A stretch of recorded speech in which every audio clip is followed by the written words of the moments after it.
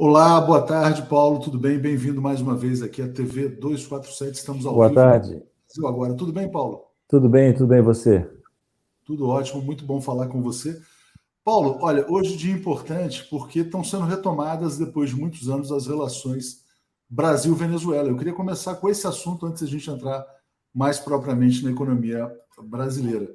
Vou botar um link aqui na tela e a gente já entra comentando. Bom, o presidente Lula disse que volta da relação Brasil-Venezuela é plena, fala em cooperação militar e lembra do impostor Juan Guaidó. Paulo, como é que você vê essa retomada das relações Brasil-Venezuela? É um passo positivo, até óbvio, né? Totalmente esperado desde o momento que o Lula venceu a eleição.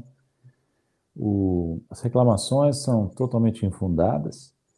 Eu vou um pouco além, viu, Léo? Não só relações plenas com a Venezuela, que é um país importante, nosso vizinho, qualquer que fosse a orientação política da Venezuela, que eles decidem, né? Não, não os brasileiros, o Brasil teria que ter relações plenas com a Venezuela, como tem com todos os demais vizinhos, né? Mas eu vou um pouco além, eu vou dizer mais o seguinte: seria importante o governo Lula trabalhar para desfazer aquela suspensão da Venezuela do Mercosul, que foi feita quando o Temer era presidente no Brasil, invocando a cláusula democrática. Nós já falamos sobre isso aqui. Cabe finalizar a entrada da Bolívia, que está dependendo só da aprovação do Congresso brasileiro, e suspender a suspensão da Venezuela para que o Mercosul se configure como um bloco de 6 países, os 4 originais e os novos, Bolívia e Venezuela. A Venezuela já era membro, foi suspensa. A Bolívia está na beira de entrar. Paulo, agora, a gente está vivendo também, nesse contexto, uma histeria da imprensa brasileira. Você falou da cláusula democrática, né? Acusando o presidente Lula de ter recebido um ditador, que o Brasil não poderia ter relações com a Venezuela e não poderia receber o ditador. Como é que você vê essa questão?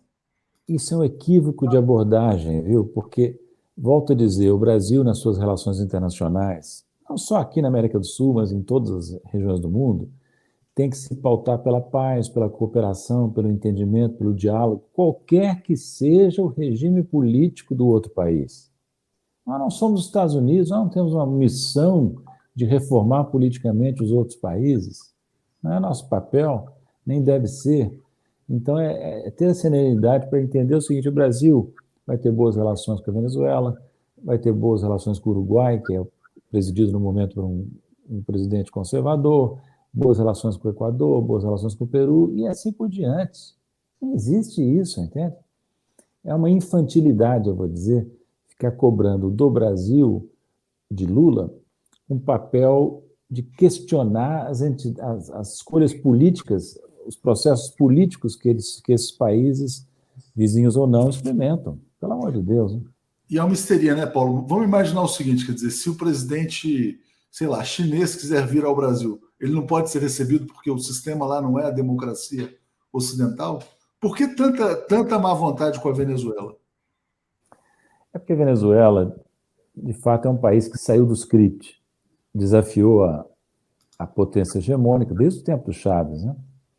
Então, a nossa mídia, infelizmente, é muito caudatária dos preconceitos, das premissas, dos princípios, das informações veiculadas pelos Estados Unidos. Né? É uma mídia colonizada, infelizmente. Então, ela reage dessa maneira, assim como reage contra Cuba, contra Nicarágua. Né? E nós somos democratas? Somos. Prezamos a democracia? Prezamos. Mas volto a dizer, não é porque tem um presidente de direita, digamos, na Colômbia, ou agora não tem até um de esquerda, mas na época que tinha aquele sujeito, aquele presidente de direita bem radical da Colômbia, O Álvaro Uribe. Uribe, na época que tinha o Uribe de um lado e o Chaves do outro, o que fez o Lula, então, presidente brasileiro? Tinha boas relações com os dois e pôde até trabalhar para melhorar a relação entre o Uribe e o Chaves. Esse é o papel do Brasil, entende? O resto é os cães ladram e a caravana passa, né? Como é que você vê a cúpula que vai ser realizada em Brasília com todos os países sul-americanos? Pode se relançar ali a Unasul. Uhum. Vamos falar um pouquinho sobre a importância da integração sul-americana. Olha, é fundamental, é mais um passo positivo e também previsível. Desde o momento que o Lula foi eleito, nós sabíamos, né, que ele voltaria ao Unasul. Não sei por que o Brasil saiu da Sul, decisão absurda, né? Voltaria ao Unasul, voltaria a participar com todos os nossos países aqui da América do Sul de um processo de diálogo, de político e econômico, para que... Outro dia estava me lembrando uma frase do Perón, viu, Léo, que é um pouquinho exagerada, mas vale a pena ser lembrada. Ele falou lá atrás, né, no século XX, o século XX, nos verá unidos ou escravizados. Nós temos que nos unir para que essa nossa região possa ser independente e possa ser um bloco, um polo num mundo crescentemente multipolar. E o Lula entende disso, o Lula, o Celso Amorim, o Mauro Vieira, entendem isso perfeitamente, estão trabalhando passo a passo, pacientemente nessa direção. Que eu vou te dizer, Léo, não é fácil, viu? A aliança, a coordenação de países independentes não é fácil. Eu tenho experiência disso, porque trabalhei muito com os outros países, os BRICS de um lado, a América do Sul e a América Latina de outro, e é um processo difícil, tem que ter paciência, respeito, e isso acho que o Lula tem de sobra, tanto paciência como respeito, e mais um terceiro fator, né? Experiência de quem já tratou desses assuntos quando foi presidente em duas ocasiões anteriores, né? Certamente. Bom, Luiz Parra faz o comentário. Tanta benevolência com a Arábia Saudita com teocracia, propina em joias em troco de refinaria de petróleo. Hipocrisia da mídia contamina o povo. Paulo, você acredita que você acompanhou a eleição na Turquia esse fim de semana? Você avalia que a eleição do Erdogan é boa para esse mundo multipolar? É negativa, é positiva, é neutra? Qual é a sua leitura? Eu não acompanhei em detalhe, mas posso te dizer que a eleição do Erdogan, a reeleição, né, dada a maneira como se portou o adversário, é positiva, porque mantém a Turquia no campo neutro. Embora ela seja membro da OTAN, ela não hostiliza a Rússia, mas também não toma partido da Rússia contra o Ocidente. Então ela pode exercer um papel equilibrador, limitado, é verdade, pelo fato de ela ser membro da OTAN, mas pode sim exercer um papel equilibrador.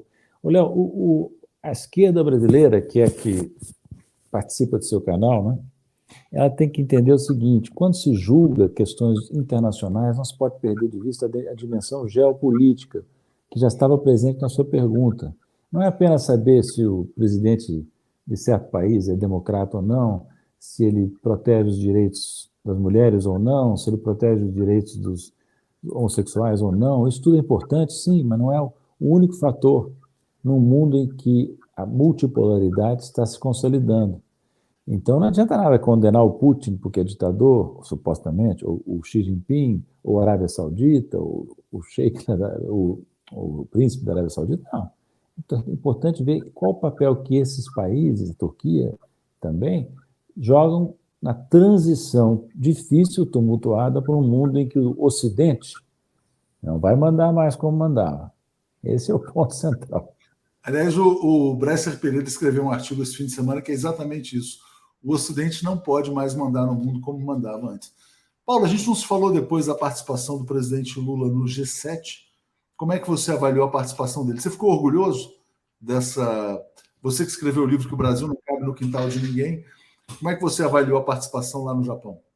Bem, a ida do Lula ao G7 é mais uma demonstração de que o Brasil não cabe no quintal de ninguém.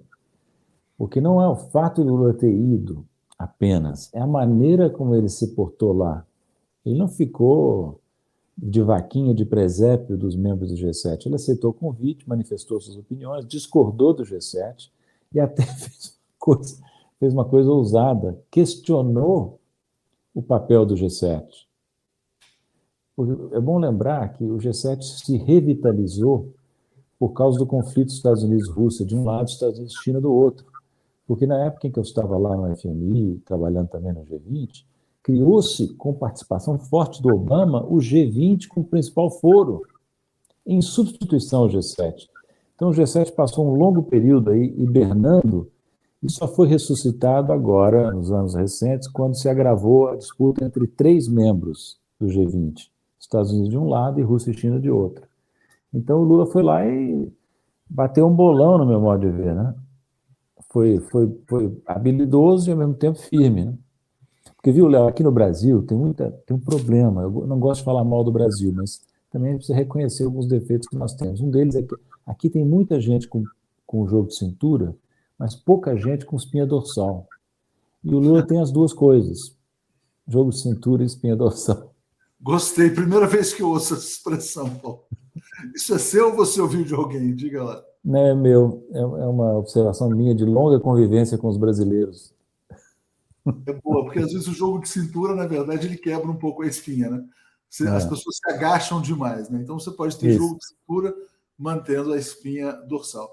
Agora, Paulo, eu acompanho sempre as suas postagens, artigos nas redes sociais, enfim. Eu tenho a impressão de que você está mais satisfeito com a política externa do que propriamente com a política interna. É É isso. correta essa percepção? É isso, porque a política externa está se indo muito bem, de um modo geral. Poucas discordâncias eu tenho com o que fazem na área internacional, mas infelizmente não posso dizer o mesmo da área da política macroeconômica, onde há muitas dúvidas sobre se o governo está no rumo certo, né? E, Paulo, vou até botar um tweet seu aqui que você publicou esses dias, quer dizer, o foco. Na verdade, você fala que você está concluindo um artigo sobre o arcabouço fiscal e você faz uma análise ali, uma primeira leitura aqui um pouco crítica, né? Você fala, estou concluindo um texto mais longo sobre o novo arcabouço, deu mais trabalho do que previa, antecipo duas conclusões. O resultado é um regime complexo, verdadeira barafunda, que pouco ajudará para gerar credibilidade. O viés é restritivo, amarra demais o governo. Explica para a gente esse ponto aí. Esse artigo que eu estou preparando, estou concluindo, vai sair na revista Insight Inteligência, do Christian Lynch, Uhum. agora na edição de junho. Eu, quando comecei o trabalho, achei que ia ser mais simples, porque eu não me dei conta da quantidade de complicações que surgiram ao longo do processo. Já no projeto de lei elaborado dentro do governo Lula, mas depois, mais ainda, na tramitação no Congresso. Que você tinha duas folhas, duas forças, né? Uma força que é a política do governo Lula, que queria flexibilidade.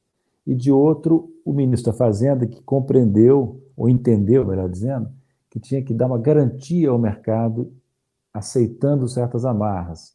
Aí, depois desse embate dentro do governo, foi um embate para o Congresso, onde o Congresso fez o papel de reforçar o lado complicador e o lado restritivo do arcabouço elaborado inicialmente na Fazenda. Então, resultou um balaio de gatos. É difícil de entender o que aconteceu, porque puxa de um lado, puxa de outro, amarra daqui, solta dali, resultou um processo complexo. Então, veja você, qual é o objetivo de uma regra fiscal? É ganhar credibilidade, mesmo sacrificando flexibilidade. Esse é o objetivo sempre, não só aqui. O que aconteceu? Sacrificou-se flexibilidade, porém, com a complexidade, a opacidade do regime que foi aprovado na Câmara, é difícil imaginar que ele proporcione à política econômica do governo brasileiro um ganho de credibilidade muito grande. Certamente será menor do que aquele que seria proporcionado por um sistema mais inteligível. Léo, uma outra frase, essa não é minha, é do Delfim, que se aplica perfeitamente ao que foi feito pelo Congresso e pela Fazenda no arcabouço fiscal. O Delfim dizia: o brasileiro ainda não foi apresentado a um certo Aristóteles, porque a falta de lógica do que foi feito é total. É uma colcha de retalhos, de ajustes ad hoc, que não guardam uma estrutura lógica, entende? Você falou do Então, Delfim. Não, termina aí, depois eu vou fazer um comentário sobre o Delfim.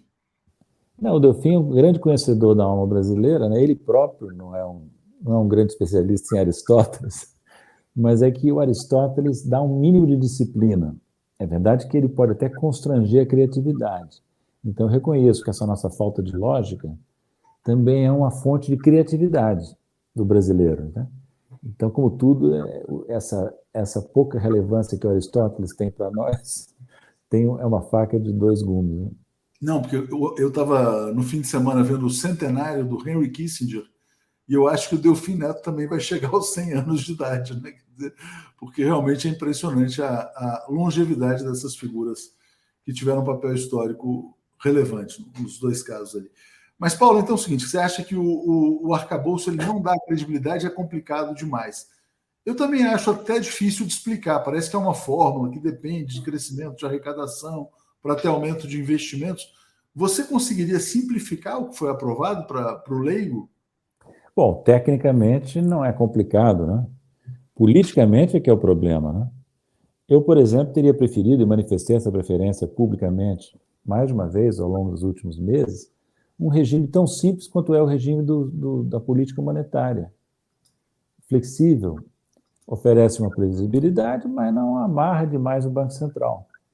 Eu pergunto, por que o Tesouro tem que ficar muito mais amarrado por um regime complexo do que o Banco Central?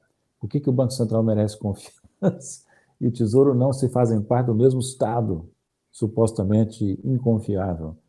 Então, eu teria feito algo muito parecido, uma banda com intervalo, um pouco mais amplo que esse que o Haddad propôs, e não estabeleceria nenhuma trava, nenhuma complexidade adicional, daria um horizonte de cumprimento, e caso o Haddad não cumprisse, o governo não cumprisse a meta, furasse o teto ou o piso da banda, ele se explicaria numa carta ao Congresso, da mesma forma que o Banco Central se explica numa carta ao ministro da Fazenda quando não consegue cumprir as metas fixadas pelo Conselho Monetário Nacional.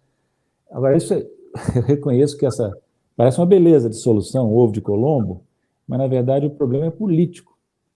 O Congresso reflete muito a opinião do poder econômico, financeiro, e trabalhou também na direção de enquadrar, de restringir o arcabouço de várias maneiras. Se você quiser, a gente pode falar um pouquinho, mas o arcabouço saiu mais rígido também por causa da intervenção da Faria Lima via Congresso, entende?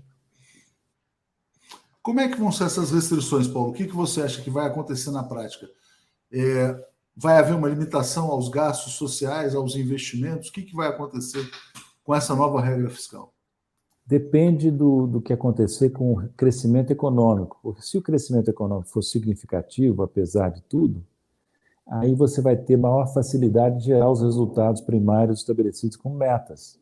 E, portanto, não será necessário cortar tanto os gastos prioritários. Mas qual é o catch-22 aí? É que o crescimento facilita a execução do arcabouço, mas será que o arcabouço permite que a política fiscal atue para estimular o crescimento? Essa questão o tempo vai mostrar. Tá? Eu tenho críticas ao arcabouço, mas eu reconheço que não é fácil interpretá-lo, nem é fácil prever o que vai acontecer com a sua aplicação. Então, vamos dar o benefício da dúvida ao Haddad, né? Ao governo.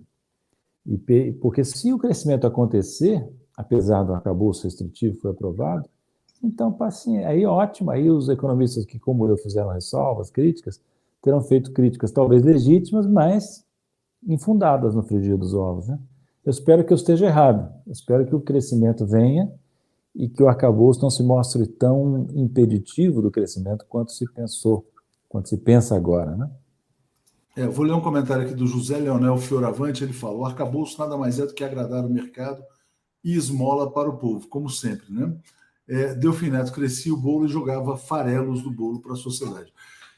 É interessante que você colocou, porque eu não tinha pensado, né, dessa maneira como você formulou.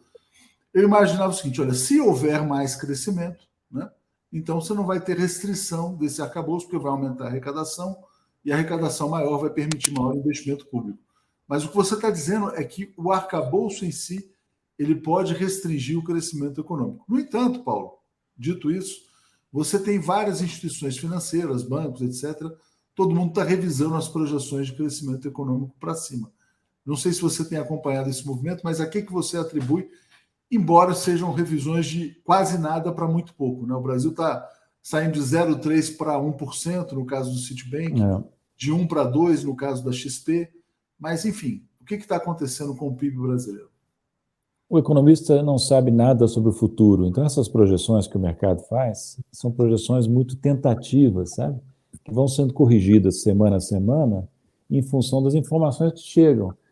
E eu acho que essa revisão para cima, modesta, que você mencionou, para 2% ou algo assim, reflete o quê? Reflete informações que vêm da realidade corrente, sobre o desempenho da economia. Safra boa, indicadores de antecedentes do PIB positivos, mercado de trabalho um pouco melhor do que se esperava, vendas um pouco melhores do que se esperava. Aí os economistas vão lá. Sabe como essas projeções são feitas? Você olha o que está acontecendo, olha um pouquinho no retrovisor, olha para o seu vizinho e vê o que ele está projetando e faz a sua projeção. Nada científica, sabe? Por isso que eu digo, sabe, Léo, aliás, voltando para o arcabouço, por que é importante que a regra fiscal, aqui no Brasil ou em qualquer lugar, seja flexível?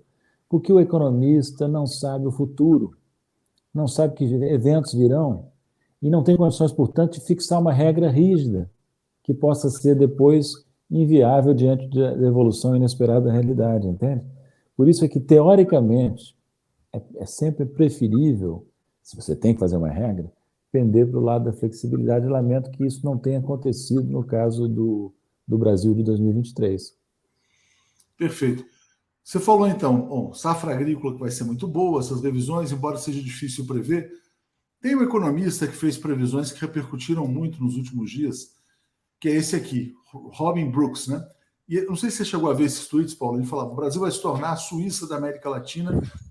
E ele falava dessa. Não, mas eu acho que tem um ponto aqui interessante, que é a força do superávit comercial brasileiro. Né? Eu estava vendo uma entrevista, acho que era uma fala do Geraldo Alckmin, ou do próprio Lula, em que um dos dois falava que o Brasil está caminhando para ter um superávit de 60 bilhões de dólares. Né? A restrição externa não existe mais, pelo jeito. Como é que você vê essas colocações e o Brasil cada vez mais forte no campo externo da economia? Bem, eu não vejo nenhum sinal de que o Brasil esteja caminhando para se tornar uma Suíça. E até vou dizer uma coisa para você. Historicamente, os países que têm sido anunciados como novas Suíças levaram um certo azar, porque se mostraram inviáveis. Líbano era considerado a Suíça do Oriente Médio. O Uruguai era considerado a Suíça da América do Sul. E esses dois países não tiveram um desempenho muito bom, principalmente não o Líbano. O que eu acho é o seguinte, realmente uma coisa muito importante que você acabou de lembrar. Diferentemente do que eu vi durante toda a minha vida profissional, onde nosso desempenho econômico foi profundamente prejudicado pela restrição externa, nós aparentemente superamos essa restrição no século XXI.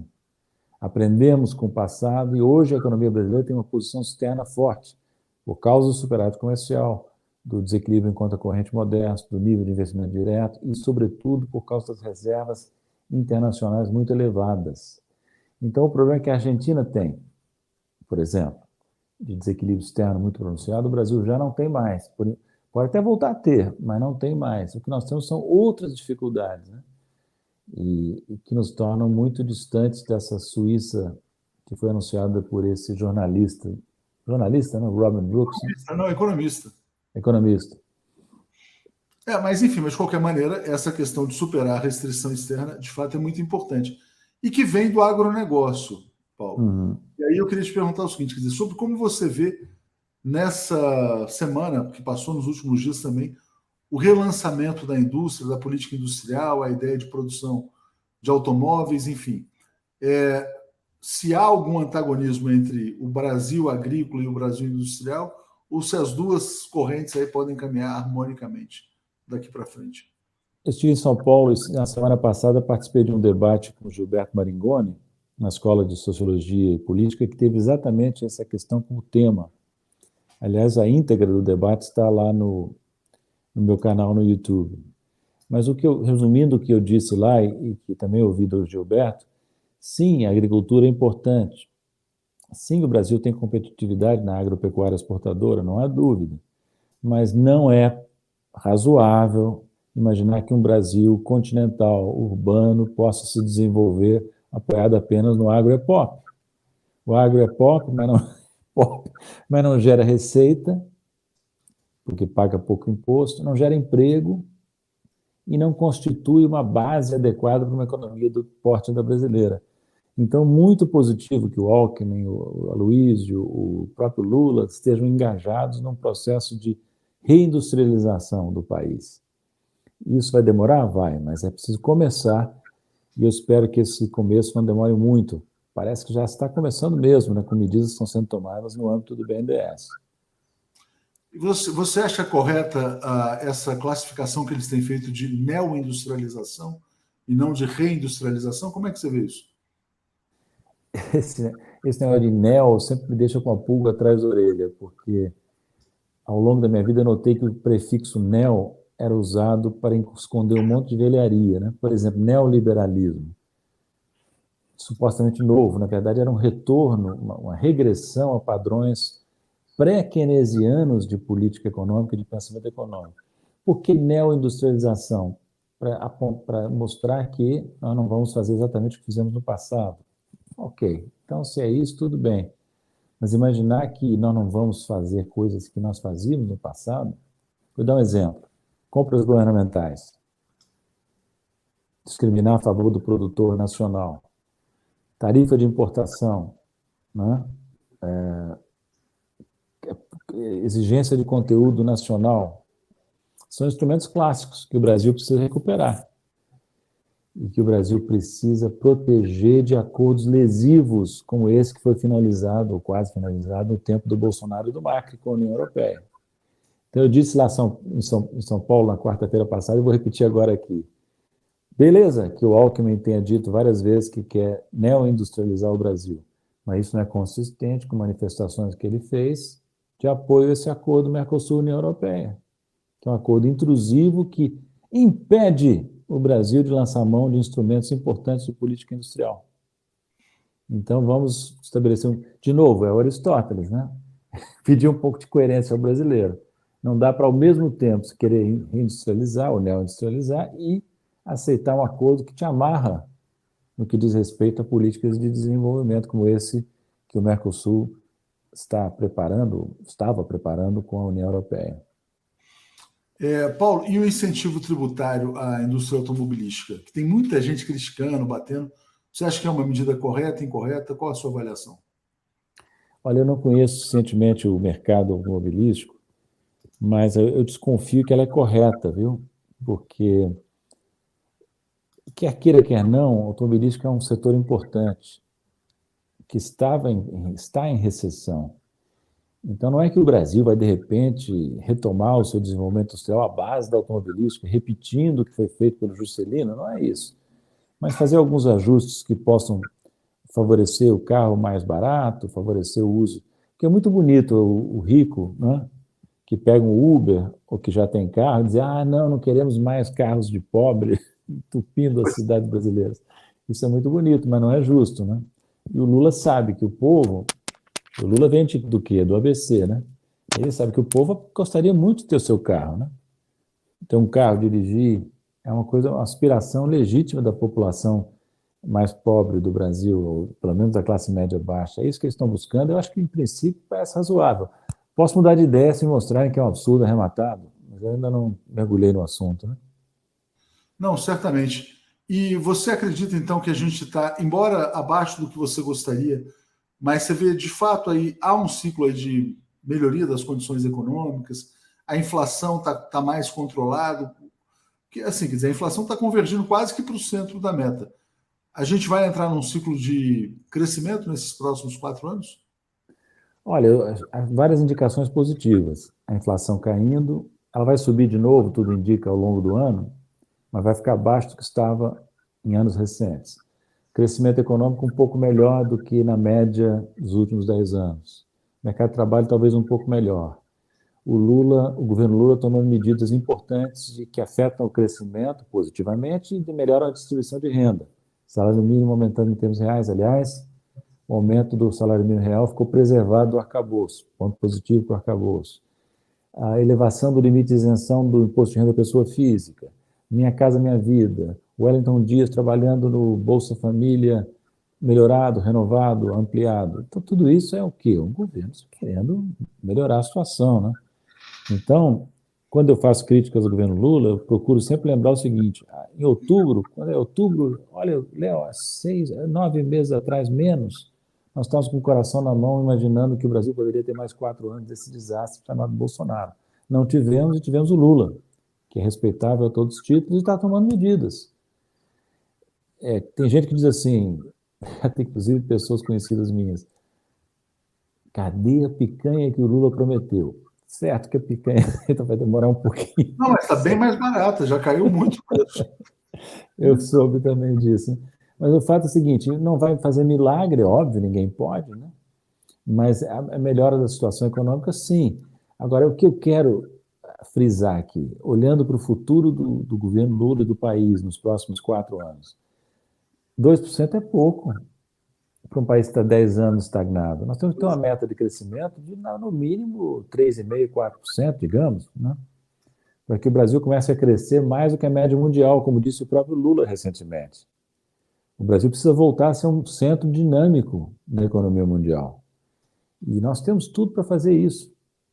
Nós somos um país continental, com recursos naturais abundantes, com uma população qualificada na média, né, menos do que poderia, mas ainda assim enérgica, criativa. Quando eu estava no exterior, Léo, vou repetir uma coisa que talvez eu já tenha dito aqui. Eu convivia com brasileiros que trabalhavam comigo, né? No Fundo Monetário e depois no Banco dos BRICS. O que se destacava no brasileiro num cenário internacional? Criatividade, capacidade de trabalho. Ao contrário do que se diz que o brasileiro é preguiçoso, é macunaímico, os brasileiros que trabalhavam comigo se destacavam no modo, não todos, é óbvio, mas no modo geral, com mais criativos e mais trabalhadores do que a média dos demais países com os quais nós interagíamos. Então, o Brasil tem tudo. Tem que ter um fator que falta, que é a autoconfiança, sabe? Que é o famoso complexo de vira-lata que tem que ser superado, né? E o Lula vai nos ajudar, entre outras coisas, a superar esse maldito complexo de vira-lata. Muito bom, Paulo. Muito obrigado a você. Não podemos rebaixar nossas expectativas. É isso aí. 2% é muito pouco, estou completamente de acordo. Obrigado e até a próxima. Até a próxima. Abraço. Forte abraço.